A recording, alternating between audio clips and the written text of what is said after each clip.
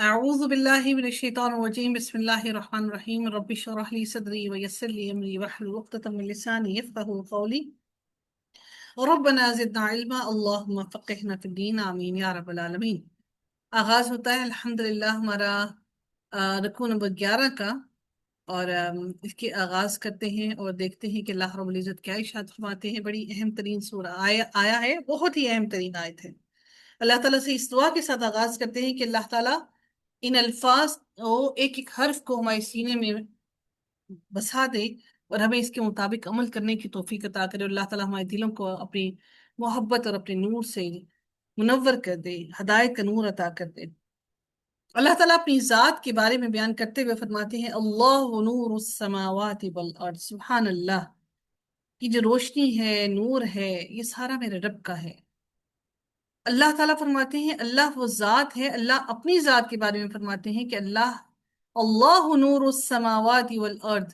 अल्लाह नूर है आसमानों का और जमीन का। यानी नूर रोशनी है जो खुद जाहिर होती है और दूसरी चीजों को जाहिर करती है। अल्लाह ताला कौन है? अल्लाह ताला वो नूर है, वो रोशनी है जो तमाम चीजों को जाहिर करता है। ये तमाम की तमाम रोशनी मेरे रब की है। मेरे रब नूर है, यानी हर तरफ से अंधेरे को दूर करने वाला। अल्लाह ताला जमीन और आसमान का नूर है। इससे मुराद कि अल्लाह ताला जमीन और आसमान को रोशन करने वाला है। अल्लाह वो जात है जो जमीन और आसमान को जिसने रोशनी अता की है। नूर की मिसाल इंसान की महदूद समझ के लिए एक गैर महदूद जात के तसव्वुर को करीब लाने के लिए दी गई है। कि अल्लाह ताला, क्योंकि आपने देखा कि रोशनी जो होती है, अल्लाह ने अपने आप को रोशनी से क्यों तशबीह दी? क्योंकि आप देखते हैं कि रोशनी जो होती है, अगर एक रोशनी की एक बात छोटी सी, वो जो लेजर होती है ना, अगर वो छोटी सी भी आप एक अंधेरे गुप अंधेरे कमरे में मारते हैं तो वो पूरे के पूरे कमरे में फैल जाती है।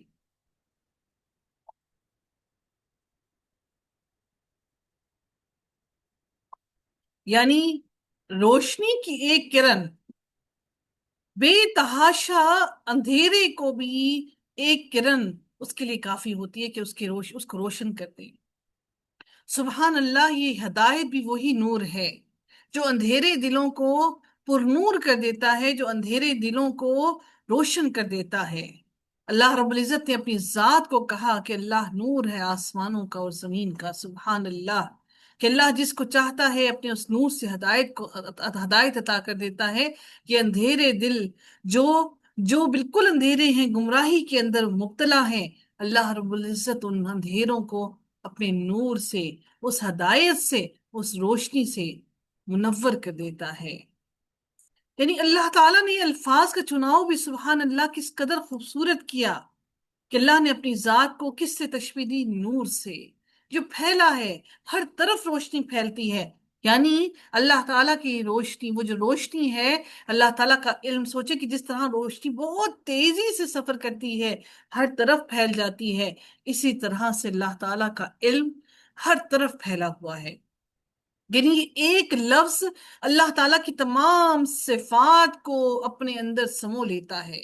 ये अल्फाज कहीं पर भी अल्लाह ने अपने लिए इस्तेमाल नहीं किए। कि वाहिद वो आयत है जिसको अल्लाह ताला, जिसके अंदर अल्लाह रब्बुल इज्जत ने ऐसे फरमाया, अपनी जात के बारे में बयान किया। अल्लाह नूर समावाति वल अर्द। अल्लाह नूर है आसमानों का और जमीन का। अब अल्लाह ताला अपने नूर की मिसाल भी बयान फरमाते हैं। अल्लाह ताला जमीन और आसमान का हादी है, हदायत देने वाला है, हर किसी को हुक्म देता है। वो इसके नूर से हक की तरफ हदायत पाते हैं। वो लोग जो हक की तरफ आना चाहते हैं, वो गुमराही से उसकी हदायत की तरफ आकर उसे मजबूती से थाम लेते हैं। सईदा इब्न अब्बास फरमाते हैं अल्लाह ताला हादी है आसमानों वाला, और आसमान वालों और जमीन वालों का। वही इन दोनों में सूरज, चांद और सितारों की तदबीर करता है। अल्लाह ताला बजाते खुद एक नूर है, उसका हिजाब भी नूर है। सुबहान अल्लाह, अल्लाह ताला ने हिजाब किया, यानी कि खुद को पर्दे में रखा, और मेरे रब का पर्दा भी नूर है। सुबहान अल्लाह, अगर वो इस हिजाब को हटा दे तो उसकी चेहरा मुबारक के अनवार और जलाल हद निगाह तक मखलूक को जला कर राख कर दे। उसके नूर से अर्श, कुर्सी, सूरज, چاند اور جنت، یہ سب کے سب آپ کو جو روشن نظر آ رہی ہے نا، یہ میرے رب کے نور سے منور ہیں۔ سوچئے کہ سورج کی روشنی کتنی شدید ہے کہ ہم سورج کو دیکھ نہیں پاتے، ہم سورج کی طرف آنکھیں،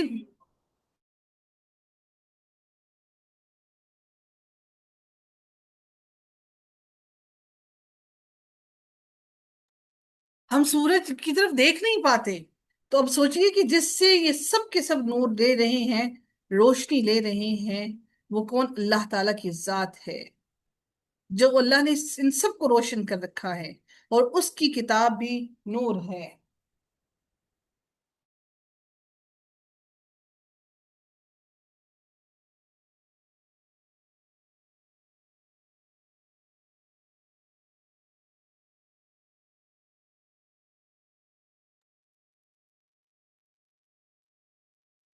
کتاب یعنی قرآن بھی نور ہے، روشنی، ہر چیز روشن، جو روشن کر دیتی ہے، اندھیرے سے نکالتی ہے۔ شریعت بھی نور ہے، اور ایمان سب سے بڑھ کر نور ہے۔ اللہ تعالیٰ کے رسولوں اور اس کے مومن بندوں کے دلوں میں جو اللہ تعالیٰ ہدایت عطا کرتا ہے، وہ بھی وہ نور ہے، جس نور سے اللہ تعالیٰ ہم سب کو گمراہی کے اندھیروں سے نکال کر اللہ تعالیٰ ہدایت کے رستے پر ڈالتا ہے۔ ادروائز انسان انہی اندھیروں میں ڈوب جائے، اور سب سے جو شدید سیاہ اندھیرا ہوتا ہے، وہ دلوں کا اندھیرا ہوتا ہے، کیونکہ جب انسان کا دل گمراہی کے اندھیرے میں ڈوب جائے تو پھر اس میں روشنی اترنا بہت مشکل ہو جاتا ہے۔ اب اللہ تعالیٰ اپنے اس نور کی مثال بیان کرتے ہیں کہ اس کے نور کی مثال، یعنی وہ نور جس کی طرف اللہ تعالیٰ رہنمائی کرتا ہے، اور وہ ایمان والوں کے دلوں میں ایمان، اسلام اور قرآن کا نور ہے۔ کامشکات ایک طاق کی سی ہے۔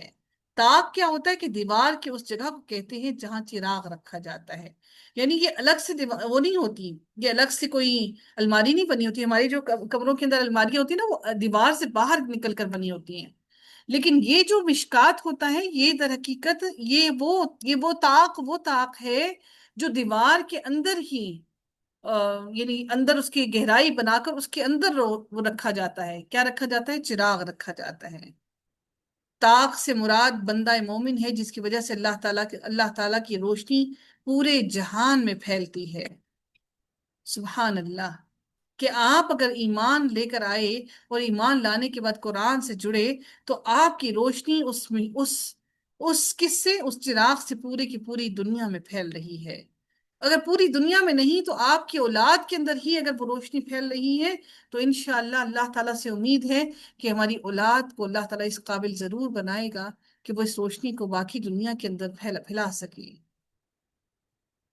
اور کعب احبار نے کہا کہ المصباح سے مراد محمد صلی اللہ علیہ وآلہ وسلم کا دل ہے۔ یہاں پر مصباح استعمال ہوا، المصباح، اس سے مراد کیا لیتے ہیں؟ کہ نبی اکرم صلی اللہ علیہ وآلہ وسلم کا دل لیتے ہیں۔ المصباح فی زجاجہ، چراغ میں ایک فانوس ہے۔ اب فانوس کیا ہوتا ہے؟ فانوس اس شیشے کو کہتے ہیں جس کے اندر چراغ رکھا جاتا ہے۔ فانوس سے مراد کیا ہے؟ دل ہے، یعنی ہمارا جو جسم کے اندر کیا دل رکھا گیا ہے، وہی تو ہے جو روشن کر رہا ہے ہمارے پورے جسم کو، ہمارے دماغ کو، ہمارے جسم کو، ہمارے عمل کو۔ اس لیے اللہ تعالیٰ نے زجاجہ کا لفظ استعمال کیا، یعنی ہمارا جو دل ہے، وہ دل ہمارے اندر روشنی کو پھیلا رہا ہے، اور ہمیں روشن کر رہا ہے، ہدایت عطا کر رہا ہے۔ فانوس کی وجہ سے چراغ کی روشنی صاف ہو جاتی ہے، اور اس کی نورانیت میں اضافہ ہو جاتا ہے۔ فانوس چراغ کو ہوا سے بچاتا ہے۔ کیوں؟ کیونکہ اوپر آپ کیا کر دیتے ہیں؟ اس کے اوپر وہ ایک شیشہ رکھ دیتے ہیں نا، یعنی آپ نے چراغ جلایا اور اس کے اوپر شیشہ رکھ دیا کہ اس کو ہوا نہیں لگ رہی، اور اس کی ہوا نہ لگنے کی وجہ سے اس کی جو مشل ہے وہ ادھر ادھر نہیں اڑ رہی، اس کی جو روشنی ہے، وہ جو آگ جل رہی ہے، وہ ادھر ادھر نہیں اڑ رہی، بلکہ وہ مزید کلیئر ہو کر اب اس کا جو آپ دیکھتے ہیں کہ جو بلب جلایا جاتا ہے، ہم جو بلب جلاتے ہیں، اس کے اندر وہ جو فلمنٹس اس کے اندر ہوتے ہیں، وہ جو اس کے اندر لگا ہوا ہوتا ہے، وہ اس کے اندر ہوتا ہے، پھر اس کے اوپر وہ شیشہ لگاتے ہیں تاکہ اس کی روشنی مزید پھیل سکے اور کلیئر ہو۔ لیکن آپ جب اس کے اوپر سے شیشہ نکال دیتے ہیں تو کیا ہوتا ہے؟ وہ روشنی ایک جگہ تک محدود رہتی ہے، وہ آپ کو مزید پورے کمرے کے لیے روشن ہونے کے لیے کافی نہیں ہوتی ہے، اس کی روشنی اتنی کلیئر نہیں ہوتی۔ اللہ ताला फिर आगे आगे मजीद इरशाद फरमाते हैं, अज़्ज़ुजाजतु कअन्नहा कौकबुन दुर्रियुन युक़दु मिन शजरतिन मुबारकतिन ज़ैतूनतिन ला शर्क़िय्यतिन वला ग़रबिय्यह।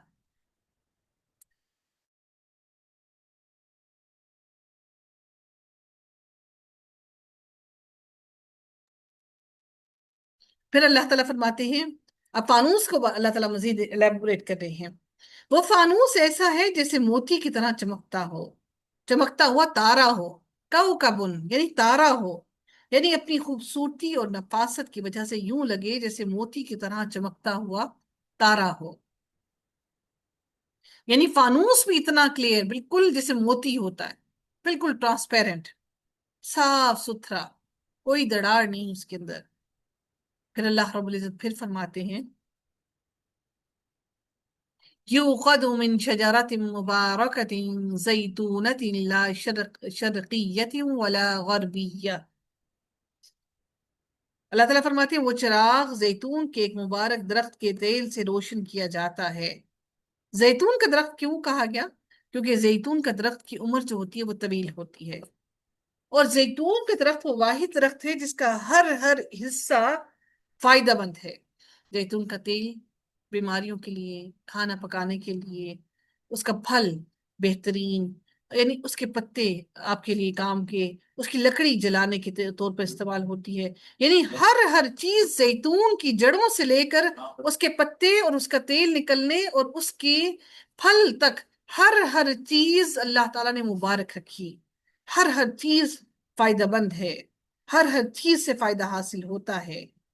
लज्जत में बेहतरीन, इंसान को तकलीफों से निजात देने वाला, दर्द को दूर करने वाला।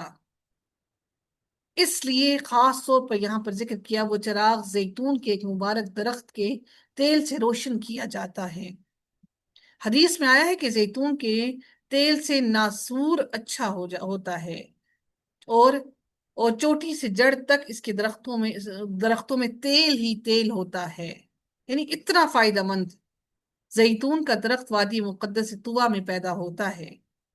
और जैतून के मुबारक दरख्त से मुराद कुरान मजीद है, जो अल्लाह ताला का कलाम है, जिसकी हर हर चीज, हर हर लफ्ज मुफीद है। कोई एक हर्फ ऐसा नहीं कुरान का जो आपके लिए हिदायत ना हो, जो बाइस शिफा ना हो। यानी इतना बड़ा, इतनी बड़ी हमारे हाथों में अल्लाह ताला ने इतनी बड़ी चीज हमें अता कर दी कि जो हर लम्हा हमारे लिए, हर हर लम्हा हमारे लिए बाइस निजात है। हम लोग क्या करते हैं कि कुरान के अल्फाज को तावीज बनाकर गले में डाल लेते हैं। अमल करें ना करें, समझ आए ना आए, उसके लफ्जों को समझे ना समझे, खुद को उसके मुताबिक ढाले ना ढाले, बस जेब में कुरान डाल लिया, तो वो काफी नहीं। जब तक अपने दिल, क्योंकि कुरान दिल को रोशन करने के लिए अल्लाह ने भेजा, अल्लाह ने दिल को नूर नूर मुनव्वर करने के लिए भेजा। इसलिए नहीं भेजा कि हम इसको बंद करके अपनी जेबों में डाल लें या हम अपने गले में लटका लें। आप देखिए कि किसी इंसान के पास, फॉर एग्जाम्पल, अगर कोई इंसान है, कोई कोई अमीर है, किसी के पास बहुत सारी जायदाद है, कोई बहुत मालदार है, दौलत है उसके पास, तो वो क्या करेगा? अपनी दौलत को, अपनी तमाम जायदाद के कागजात बना के अपने गले में लटका लेगा, तो सब लोग उसको देखकर पहचानेंगे कि ये अमीर है, अमीर है, अमीर है। वो क्या करते हैं? हमें कैसे किसी की अमीरी का एहसास होता है? उसके पहनने ओढ़ने खाने पीने से, उसकी जिंदगी गुजारने के तरीके से पता चलता है ये अमीर फैमिली से बिलोंग करता है, किसी अच्छे खानदान से बिलोंग करता है।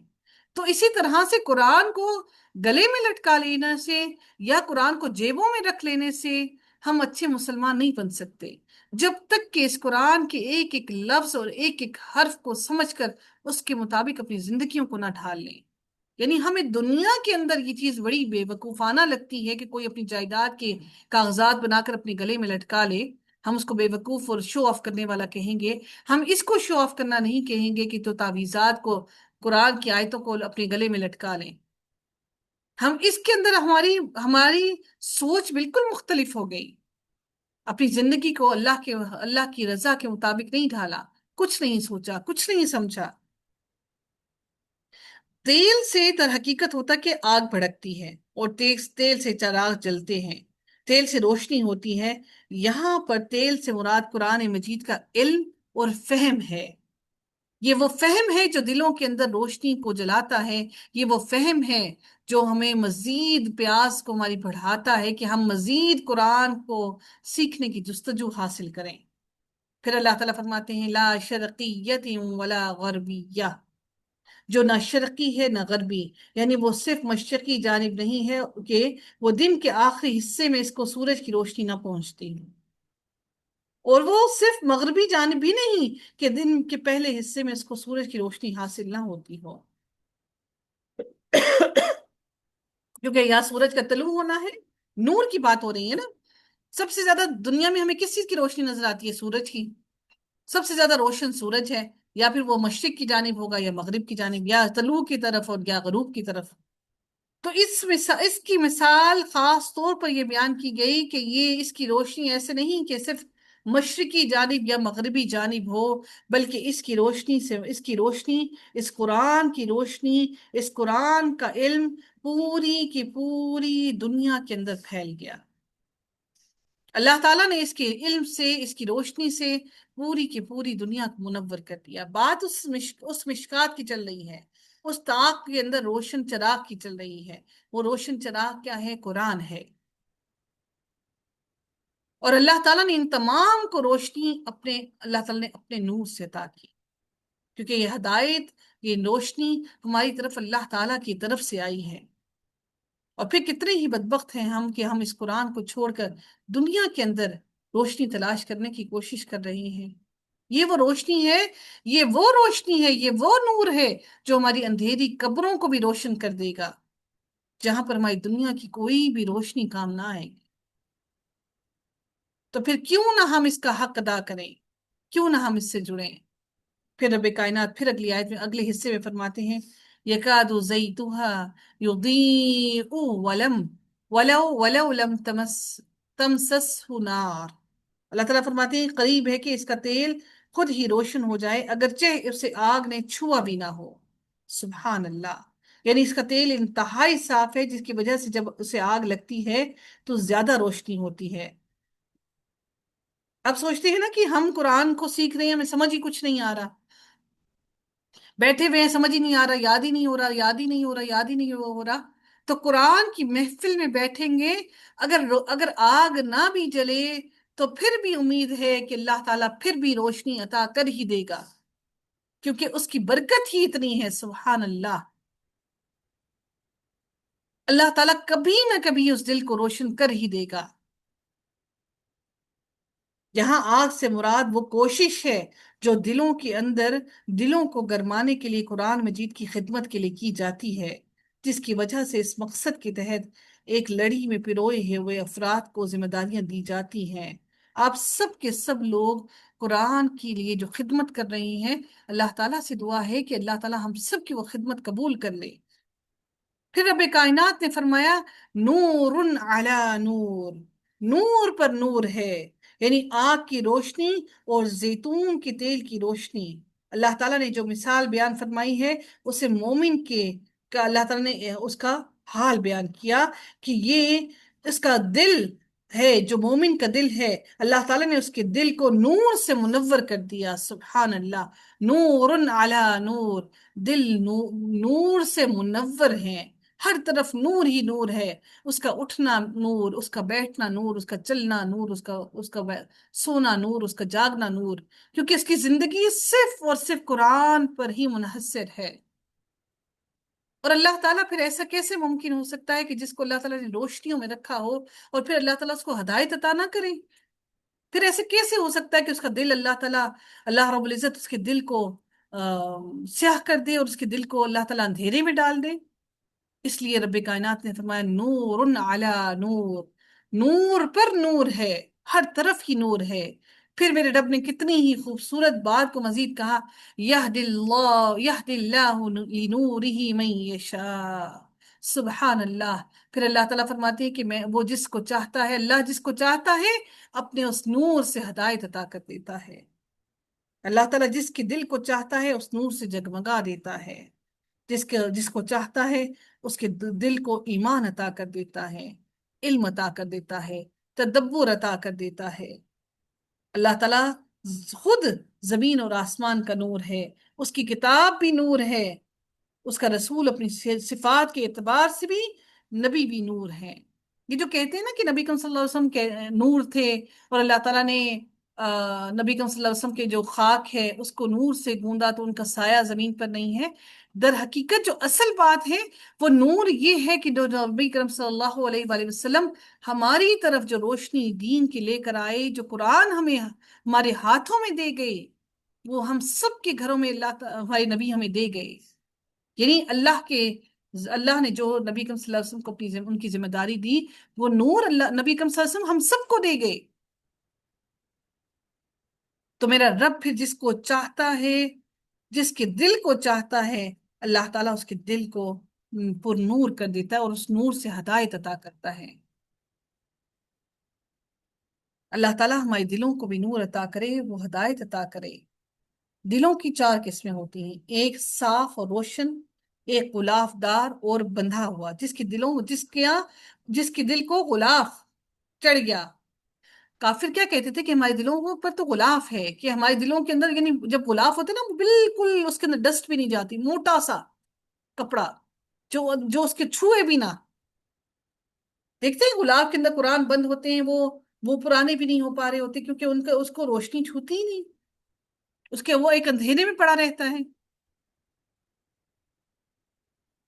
اور پھر اس کے بعد کیا کہ آپ دیکھتے ہیں لائبریریز جو ہوتی ہیں وہ بھی کیا ہوتی ہیں، گپ اندھیرے میں اندر کر کے جا کے بناتے ہیں، جہاں پہ نہ روشنی ہو نہ ڈسٹ ہو، اور تاکہ وہ کتابیں محفوظ رہیں۔ یعنی آپ کے ہمارے دل بھی اگر ایسے سیاہ اندھیرے میں چلے گئے، اور اس کے اندر اگر نور نہیں گیا، روشنی نہیں آئی، تو پھر ہم بھی کسی کام کے نہیں۔ بالکل ایسے ہی اگر جو دل غلافوں کے اندر بند ہوں تو ان کے اندر نور نہیں اتر سکتا۔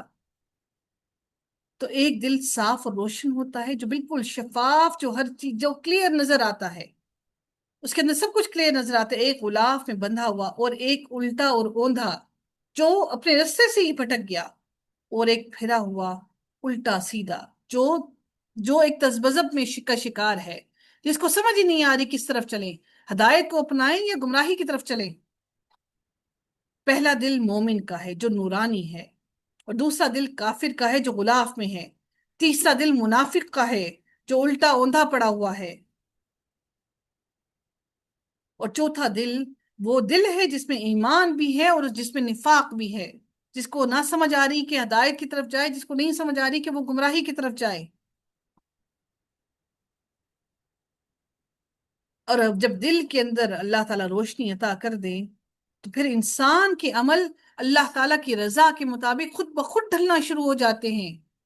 اللہ کی رضا کے مطابق انسان خود کو تبدیل کرنا شروع کر دیتا ہے، اللہ کی تعلیمات خود بخود دل میں جذب کرنا شروع ہو جاتی ہیں۔ رسول اللہ صلی اللہ علیہ وسلم جب طائف سے دکھی دل لے کر جب لوٹے، تو آپ صلی اللہ علیہ وسلم نے اللہ تعالیٰ کے نور کی پناہ کے لیے دعا کی۔ کیا دعا کی نبی کریم صلی اللہ علیہ وسلم نے؟ اعوذ بنور وجهك الذي اشرقت له الظلمات وصلح عليه امر الدنيا والآخرہ۔ اے اللہ، کیا کہتے ہیں کہ میں تیرے چہرے کے نور کی پناہ مانگتا ہوں، جس کی وجہ سے تمام اندھیرے ظلمتیں دور ہو جاتی ہیں، اور جس کی وجہ سے دنیا اور آخرت کی اصلاح ہو جاتی ہے۔ سبحان اللہ۔ اللہ تعالیٰ کے چہرے کے نور کو پکار کر میرے نبی نے اللہ تعالیٰ سے دعا مانگی کہ اللہ تو مجھے اپنی پناہ عطا کر دے۔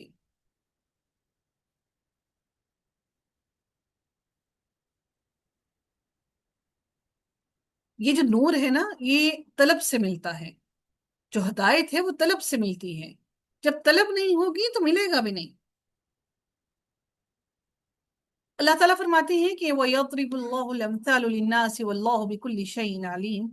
اللہ تعالیٰ فرماتی ہے، اور اللہ تعالیٰ لوگوں کے لیے مثالیں بیان کرتا ہے تاکہ وہ اس سے عقل اور فہم حاصل کریں کہ ان پر اللہ تعالیٰ کا احسان ہے، کہ اللہ تعالیٰ ان کو مثالیں بیان کر کر کے ان کو ہدایت عطا کرنا چاہتا ہے۔ پھر اللہ رب العزت اگلی آیت میں فرماتے ہیں فی بیوت اذن اللہ ان ترفع ویذکر فیہا اسمہ یسبح لہ فیہا بالغدو والآصال۔ پھر اللہ تعالیٰ فرماتی ہیں اگلی آیت کے اندر کہ اس کی روشنی پانے والے ان گھروں میں ہوتے ہیں جن کے بارے میں اللہ تعالیٰ نے حکم دیا. یعنی اللہ تعالیٰ نے حکم دیا ہے کہ وہ بلند کیے جائیں. ابن عباس نے کہا مساجد میں زمین میں اللہ تعالیٰ کے گھر ہیں، آسمان والوں کے لیے وہ گھر ایسے چمکتے ہیں جیسے زمین والوں کے لیے تارے چمکتے ہیں.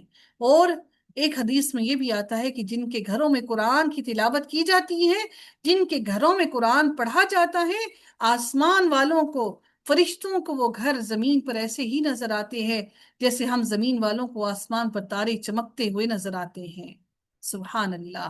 تو فرشتوں کو زمین پر ان لوگوں کے گھر ایسے نظر آتے ہیں جن کے گھروں میں قرآن کی تلاوت کی جاتی ہے، جیسے زمین پر وہ تارے چمک رہے ہوں. اللہ تعالیٰ کی نور کی قندیلیں مسجدوں اور دین کی تعلیم کے مراکز میں روشن ہوتی ہیں. اس کے نور کی طرف ہدایت پانے والے ان گھروں میں رہتے ہیں جن کو بلند کرنے اور ان میں اپنے ذکر کا اللہ تعالیٰ نے حکم دیا ہے. گھروں سے مراد اللہ تعالیٰ کے گھر ہیں، اور اللہ کے گھر مسجدیں ہیں. اللہ سے دعا ہے کہ اللہ تعالیٰ ہمیں اپنے گھروں کو آباد کرنے والا بنائے. ام المومنین حضرت عائشہ رضی اللہ تعالیٰ عنہا سے روایت ہے کہ رسول اللہ صلی اللہ علیہ وسلم نے حکم فرمایا محلوں میں مسجدیں بنائی جائیں اور انہیں محلوں میں مسجدیں بنائی جائیں اور انہیں پاک صاف رکھا جائے اور ان میں خوشبو لگائی جائے. گھروں کو بلند کرنے سے مراد گھر کی دیواریں اٹھانا ہے، گھر کی تعمیر کرنا ہے. گھروں کو بلند کرنے سے مراد گھروں کو شرکیہ افعال سے، شرک کی باتوں سے بلند کرنا، دور کرنا ہے کہ گھروں کے اندر شرک کی باتوں کو نہ پھیلایا جائے اور اللہ تعالیٰ کا ذکر بلند کیا جائے. اللہ تعالیٰ کا ذکر کیا جائے. گھروں کو بلند کرنے کا مقصد اللہ تعالیٰ کی عبادت کرنا ہے اور اللہ تعالیٰ کے دین کی سمجھ عطا کرنا ہے. اگر ہم اپنے گھروں کو بلند کریں گے تو اللہ سے امید ہے کہ انشاءاللہ ہماری آنے والی نسلیں بھی اس دین پر ثابت قدم رہیں گی. نبیوں نے اپنی اولادوں کے لیے، اپنے دین کے لیے بہت کوششیں کی. کیا ہماری کوششیں ویسی ہیں؟ صالحین نے بہت کوششیں کی. اللہ تعالیٰ نے فرمایا کہ سورہ جن میں، اور یقیناً مسجدیں ہی اللہ تعالیٰ کی مسجدیں اللہ تعالیٰ ہی کی ہیں، ان میں اللہ تعالیٰ کے سوا کسی کو نہ پکارو. جو شخص اپنے گھر سے باوضو ہو کر فرض نماز ادا کرنے کے لیے نکلتا ہے اس کو حج کا احرام باندھنے والے کی مانند ہی ثواب ملتا ہے. سبحان اللہ. یہ نبی کریم صلی اللہ علیہ وسلم نے فرمایا ہم سب کے لیے. سیدنا عمر رضی اللہ تعالیٰ عنہ نے طائف کے رہنے والے دو آدمیوں سے کہا جو مسجد نبوی میں اونچی آواز سے باتیں کر رہے تھے، اگر تم مدینہ کے رہنے والے ہوتے تو میں تمہیں سزا دیتا، کیونکہ تم رسول اللہ صلی اللہ علیہ وسلم کی مسجد میں اپنی آوازیں بلند کر رہے ہو. اور آج مسجد نبوی میں کیا ہوتا ہے؟ سیلفیز لے رہے ہوتے ہیں اور وہ بائکس پہ بیٹھ کے گھوم رہے ہوتے ہیں. کوئی ادب احترام لحاظ رہا ہی نہیں مسجد نبوی کا. اور جن میں اس کے نام کو یاد کیا جائے، مساجد پہ اللہ تعالیٰ کا نام یاد کیا جاتا ہے اور اس میں ذکر الہی کی تعلیم دی جاتی ہے، قرآن پڑھا جاتا ہے، تسبیح اور تحلیل کی جاتی ہے.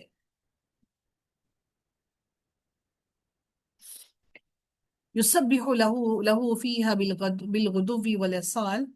وہ اس میں صبح و شام اس کی تسبیح بیان کرتے ہیں. رب العزت نے ان لوگوں کی خصوصیت بیان کی جو مساجد میں عبادات کرتے ہیں، جو اللہ کے گھر میں بیٹھ کے اللہ کی تسبیح کرتے ہیں. دیکھیں، ایک ہوتا ہے اپنے گھر میں بیٹھنا اور ایک ہوتا ہے جس کے گھر میں آپ جا رہے ہیں اس کے گھر میں جا کر اس کی تسبیح بیان کرنا. سبحان اللہ.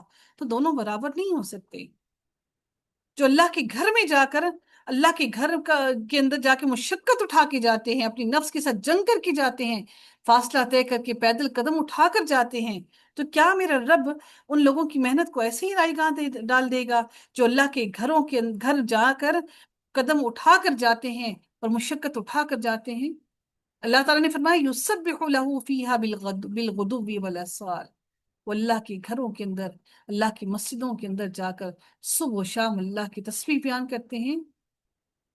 رجال لا تلہیہم تجارت ولا بیع عن ذکر اللہ واقام الصلاۃ وایتاء الزکاۃ. وہ لوگ جنہیں تجارت اور خرید و فروخت اللہ تعالیٰ کی یاد سے اور نماز قائم کرنے سے اور زکوٰۃ ادا کرنے سے غافل نہیں کرتی. یخافون یوما تتقلب فیہ القلوب والابصار. وہ اس دن کیوں نہیں غافل کرتی؟ کیونکہ وہ اللہ تعالیٰ کے اس دن سے ڈرتے ہیں جس دن دل اور آنکھیں الٹ جائیں گی، پھٹ جائیں گی آنکھیں۔ اسی وجہ سے دنیا کا مال، دنیا کی تجارت، دنیا کی خرید و فروخت، دنیا کے کام ان کو اللہ تعالیٰ کے ذکر اور اللہ تعالیٰ کے سامنے نماز قائم کرنے سے نہیں روکتی۔ کیوں؟ کیونکہ ان کو اللہ تعالیٰ کی طرف پلٹ جانے کا ڈر اور خوف ہے۔ اللہ تعالیٰ نے فرمایا اور آپ اللہ تعالیٰ کو ہرگز غافل خیال نہ کریں اس سے جو ظلم کرتے ہیں، بلا شبہ اللہ تعالیٰ انہیں اس دن کے لیے ڈھیل دے رہا ہے جس میں نگاہیں پھٹی کی پھٹی رہ جائیں گی۔ اللہ تعالیٰ اس دن تک کے لیے ان سب کو مہلت دے رہا ہے، اس حالت میں کہ تیز دوڑنے والے اپنے سروں کو اوپر اٹھانے والے ہوں گے، ان کی نگاہ کی اپنی جانب ہی، ان کی نگاہ ان کی اپنی ہی جانب نہیں لوٹے گی اور ان کے دل خالی ہوں گے۔ اللہ تعالیٰ پھر اگلی آیت میں فرماتے ہیں لِيَجْزِيَهُمُ اللَّهُ أَحْسَنَ مَا عَمِلُوا وَيَزِيدَهُم مِّن فَضْلِهِ، تاکہ اللہ تعالیٰ انہیں ان کے اعمال کی بہترین جزا دے۔ اچھی کی نہیں؟ اور یعنی وہ لوگ، اچھا یہ جو لوگ، ان کی کن کی بات کی جا رہی ہے؟ جو لوگ اللہ کے ذکر سے غافل نہیں ہوتے، جو نمازوں کو ضائع نہیں کرتے، تاکہ اللہ تعالیٰ ان کے اعمال کی بہترین جزا دے اور اپنے فضل سے ان کو زیادہ دے، اور اللہ تعالیٰ جس کو چاہتا ہے بے حساب عطا کرتا ہے۔ ہم دنیا کے رزق کمانے کے لیے بھاگ دوڑ کر رہے ہیں، لیکن میرے رب نے کہا کہ میں تمہیں عطا کروں گا، میں تمہیں دوں گا۔ واللہ یرزق من یشاء بغیر حساب، میں بغیر حساب کے تمہیں دوں گا۔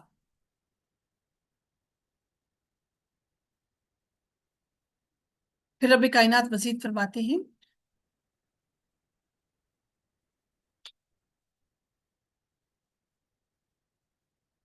اور جن لوگوں نے کفر کیا ان کے اعمال صحرا میں سراب جیسے ہیں۔ سراب کیا ہوتا ہے کہ صحرا کے اندر آپ کو ایسے لگ رہا ہوتا ہے، دور سے ایسے لگ رہا ہوتا ہے جیسے ریت چمک رہی ہے، ایسے لگتا ہے جیسے پانی ہے، لیکن پانی ہوتا نہیں ہے۔ ان کے اعمال صحرا میں سراب جیسے ہیں جس کو پیاسا پانی خیال کرتا ہے، حتیٰ کہ جب وہاں آیا تو اس نے اس کو کچھ بھی نہ پایا اور اپنے پاس اللہ تعالیٰ کو موجود پایا۔ پھر اللہ تعالیٰ نے اسے اس کا پورا پورا حساب چکا دیا، اور اللہ تعالیٰ بہت جلد حساب لینے والا ہے۔ دنیا میں جس نے اللہ کو بھلا دیا تو اس کی دنیا کے عمل بھی بالکل اسی سراب جیسے ہیں، یعنی وہ خالی ہے۔ سراب نظر آ رہا ہے، پانی ہے، آپ کو عمل نظر آ رہے ہیں، لیکن اللہ کی خاطر وہ عمل نہیں کیے تو وہ کسی کام کے نہیں۔ کوئی پانی کی ایک بوند بھی نہیں، پیاسا ہے، لڑک رہا ہے پیاس سے، مر رہا ہے پیاس سے، لیکن پانی کی ایک بوند بھی نہیں۔ پھر رب کائنات نے اگلی آیت میں مزید ارشاد فرمایا او ظلمات فی بحر لجی یغشاہ موج من فوقہ سحاب، یا جیسے انتہائی گہرے سمندر میں تاریکیاں ہوں جسے ایک موج ڈھانپتی ہے، یعنی اتنا تاریکی ہے۔ اب سمندر کی بات کی جا رہی ہے جس کے اندر اتنی تاریکی ہے۔ یہ دوسری مثال اللہ تعالیٰ بیان فرما رہے ہیں، یعنی تاریک دلوں کی۔ پہلے اللہ نے مثال بیان کی روشن دلوں کی، پھر اللہ نے کہا اب تاریک دلوں کی بات دیکھیں کیا ہے، کہ جیسے انتہائی گہرے سمندر میں تاریکیاں ہوں جسے ایک موج ڈھانپتی ہے، یعنی مزید موج آ گئی، اور اس کے اوپر ایک اور موج ہے، اس کے اوپر ایک بادل ہے، یعنی ہر طرف سے اندھیرا۔